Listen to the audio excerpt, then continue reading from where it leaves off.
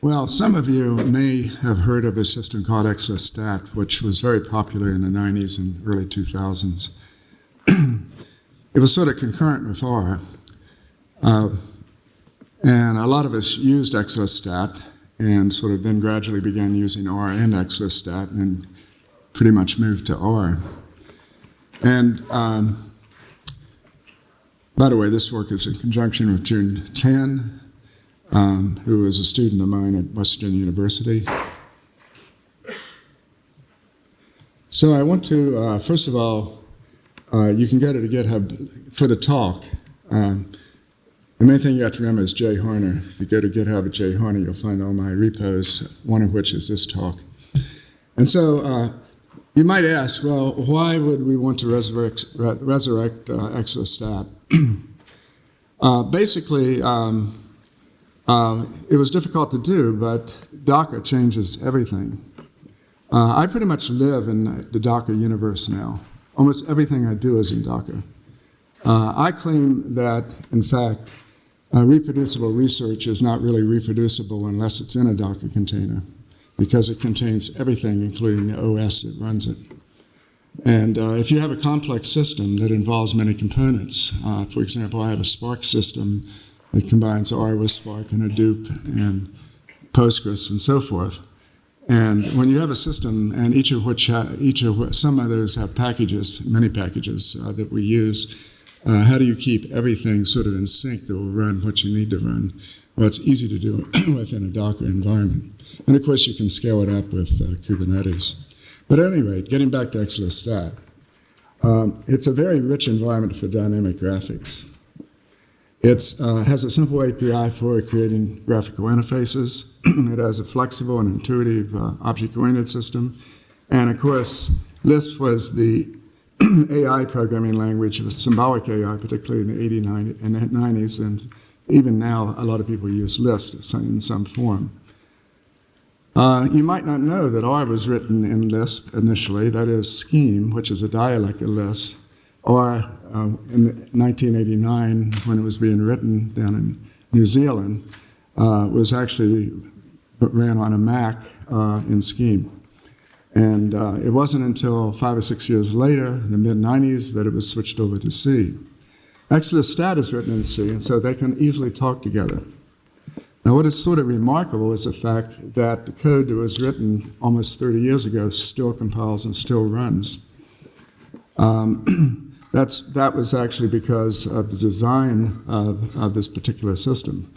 So what I decided, I really miss the and I'm familiar, of course, with Gigobi and TOR and so forth, but I really miss the capability of actually being able to generate graphs, very few lines of code that are dynamic in nature. And so we developed a package called XLISP-STAR, which embeds XLISP-STAT into R as a dynamic library. I'm sorry, I said it backwards. xstatR embeds R into XLISP-STAT as a dynamic library. There's another package called XLISP, which embeds XLISP-STAT into R. So your main language would be R in that case. I originally presented this about at a Directions in Statistical Computing workshop, which was held in Copenhagen in 2009. And XLISP was developed by Duncan Temple Lang in about 2002. And again, they sort of laid dormant for the last 10 years. Now, if you are working in the Lisp environment, the XLISP-STAT, basically in a containerized environment, you have access to both R and to XLISP-STAT. And so the question is how do they talk together, and how do you map data structures in R to data structures in XLISP-STAT? That's a common problem with JSON. How do you go between R and JSON and so forth? Well, there are a number of packages, but JSON Lite seems to be the most commonly used. So if you want to work mainly within the XLISP-STAT environment and have the full capability of that, plus being able to pull R objects into XLISP-STAT, then the xstatR package is what you want. On the other hand, if you just want to have a few functions in R that actually call XLISP-STAT, then the R-XLISP package is what you want to use. In terms of Docker, I don't know how many people are using Docker now, but there are certain skills that I think are becoming essential. Most of what you do on the web is running within Docker containers. You just don't know it. And increasingly, I think it's going to be important for all of us to be using Docker containers because it truly does become reproducible for a much longer period of time than any other methods that I know of. If you simply have an R package and then suddenly the version number changes and other packages and dependencies change, it becomes difficult to keep it reproducible. At any rate, Docker has two major principles: that you build an image, and an image contains everything, including at the base the Linux OS. In my case here, I'm using Ubuntu 18.04. But it contains everything you need. It's a self-contained environment. And of course, you can create multiple Docker containers that can talk to each other, which is what I do with the Spark environment that I've created. A container is a runtime instance of an image. So what we developed and this is the xstatR, we developed sort of a way the user can interact at sort of a low level or a high level. The low level is basically using C code, whereas the high level is using Lisp code. And basically, the low level is sort of behind the scenes, and it sort of has mappings between things in R and things in Lisp. And then the low-level RPI was sort of developed more for the developer than the end user, although anyone can use it. And for example, you can call R functions directly within Lisp. The high level is written in Lisp, and again, it gives you advanced capability. But one of the major things that it's designed for is to take data frames in R and bring them into a similar structure in Lisp, or vice versa, to take a structure in Lisp that's like a data frame and putting it back in R. That's sort of the main purpose of this particular API. Data mapping, I'm not going to go into too much detail here, but there's a lot of ways it can be done. For some of you that may be familiar, like JRI or rserve, they have a certain strategy in the way they do it, but it didn't fit our needs. So we developed a different strategy, and these are some of the issues with the strategy that I think are in rserve, which are fine for that purpose, but they weren't fine for us because it involved the need to lock R objects and the need to release them by the user. So we developed sort of a strategy of mapping R objects into Lisp objects and then taking them back. And it works pretty well. And again, this describes, and I'm not going to go into detail, but basically list, there are lots of lists in Lisp. And basically, when you come over, you have sort of a list that has one or three elements. The first will be the data, and then if the data in R has attributes, then it's the names and the values of those attributes. And that's often the case. I don't want to spend too much time here because I want to do some demos. These are the low-level functions like call R, and you have an R statement, save to R, and you're saving a Lisp object. And these are the low-level. And these are some examples where I call R, and here I'm randomly generating normal. I create a Lisp object, and then I do a histogram, and I'm doing this actually in Lisp now.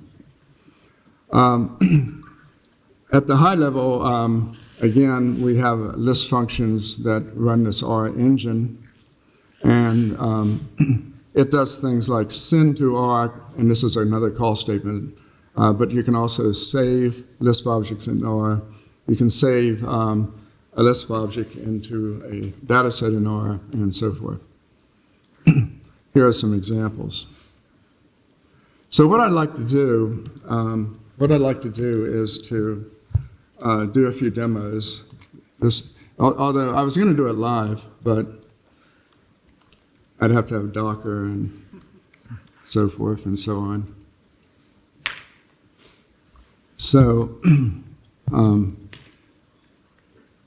so if you click on this, this actually goes to a site at my university. And so if I click on this, I don't know, I think I turned the sound off. Basically, I have a terminal window here, And I may sort of click through some of this so it goes more quickly. But I'm running a start script, and this launches XLISP-STAT, and that's what it looks like. Now, I could actually go into this Docker container and with another terminal and run an R session simultaneously. For those of you who do Docker, you can actually you can do a Docker exec and bring up a bash session, and in that bash session, you simply type in R. At any rate, right now I just brought up a dynamic graphic, and you can see I'm just spinning it by hand using the YAL control. But you can do, this is actually a grand tour. Now these things are exceedingly easy to write. Relatively few, that's the code. So, let me sort of skip ahead a little bit if I can. The speed. Now what I did, I believe, I bring up a menu and I go down to where it says touring. And now it's doing a grand tour. It's very simple. Well, I don't want to say it's very simple, but to do a PCA tour or to do a tour that's constrained to the X space and Y space, so you're projecting certain variables are constrained to the X axis, other variables are constrained to the Y. So you have a constrained type of guided tour, and you can dynamically change what's X's and Y's and so forth. Relatively easy to write. You can do, of course, correlation tours and so on and so forth. These are all relatively simple. You can link views and do brushing, of course. And so, at any rate, I don't know what else I bring up here, if anything.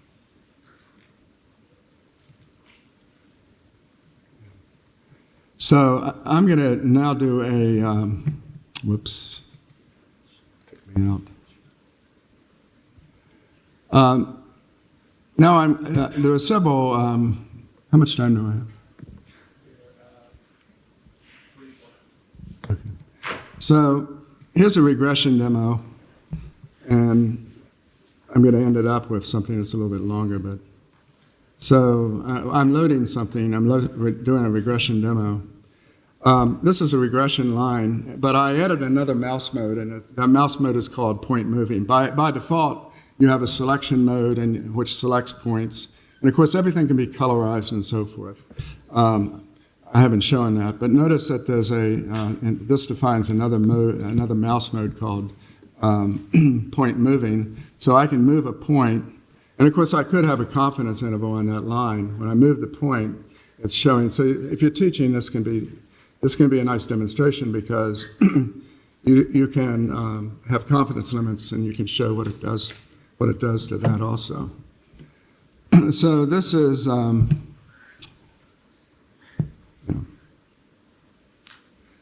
this particular case, you can save it to a file, of course. And by the way, since R and Lisp have a shared file system, you can save things from Lisp to R, or from R. If you have an R session going, you can save things and bring it into Lisp, since they have a shared file system within this Docker container.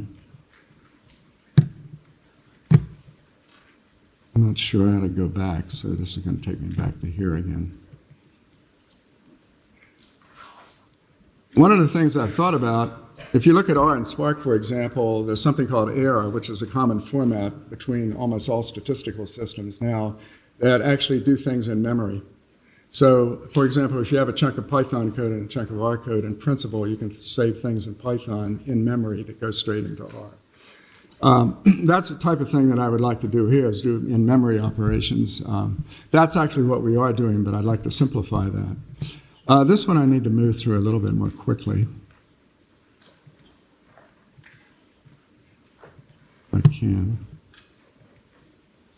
Okay, this is just a rotating plot. And one of the things you notice that that structure you don't see very well.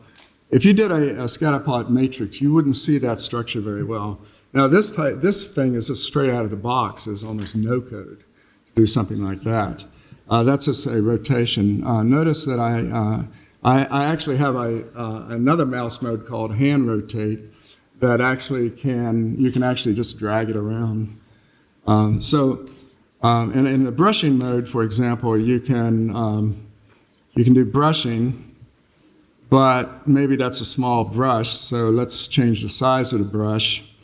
So I'm changing the size, and by the way, if I had other plots that were linked, they would be highlighting across, and you can have points colorized by group and so forth. I don't have all these examples, but all that's pretty trivial to do. So the idea is that if you're doing sophisticated modeling, and suppose you're sort of working in a tidyverse, but you're also working in that model tidyverse, where you are using Broom and things like this, that you organize things in data frames, and then we can quickly bring it over XLISP-STAT and do diagnostic dynamic graphics. That's sort of the key. And I asked myself, why not be able to do this? Because in a Docker container, it's so easy to do it. If you're working in that environment. Now, I had to compile this as a shared library, so I couldn't run RStudio straight out of the box, but I have Docker containers of RStudio in it and other things. So at any rate, I will stop here.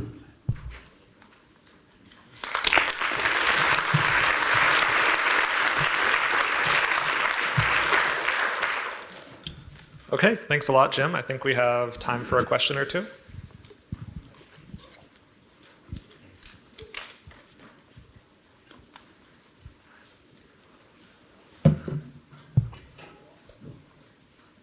By the way, these packages are all in GitHub. There are links in this.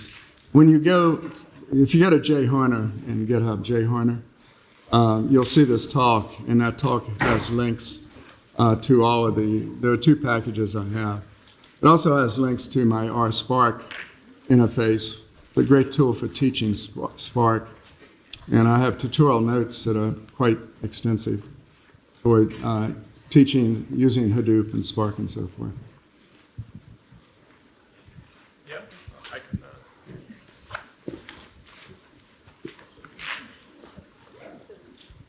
Hi.